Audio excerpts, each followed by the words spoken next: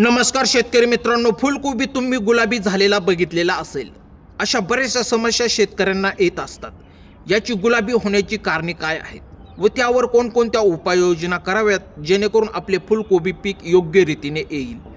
तर आज आपण या व्हिडिओच्या माध्यमातून पुरेपूर माहिती देण्याचा प्रयत्न करणार आहोत. जर तुम्ही अजूनही आमच्या शेतकरी मित्र चॅनलला जर सबस्क्राईब केलेले नसेल तर सबस्क्राईब करून घ्या. बेल आयकॉन दाबायला विसरू नका. व्हिडिओ पूर्ण बघावा जेणेकरून आपल्याला संपूर्ण माहिती समजेल. बऱ्याच वेळा काय होते की हा प्रॉब्लेम गुलाबी कलर आल्यावर त्यावर बरेच शेतकरी कीटकनाशक बुरशीनाशक यांची फवारणी करतात, परंतु तरी पण याचा काही या ठिकाणी उपयोग होत नाही.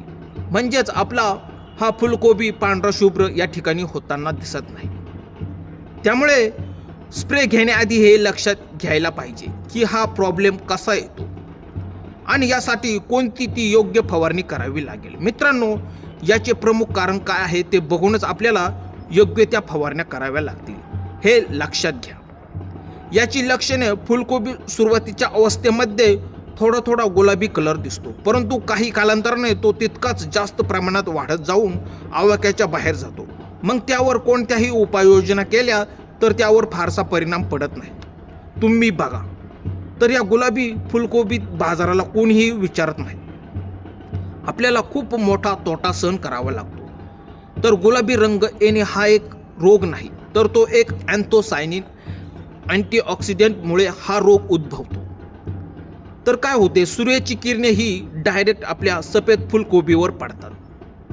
त्यामुळे हा रोग म्हणजे हा गुलाबी कलर येतो. त्यामुळे तुम्ही घाबरू नका की हा रोग आहे व त्यावर काय करावे.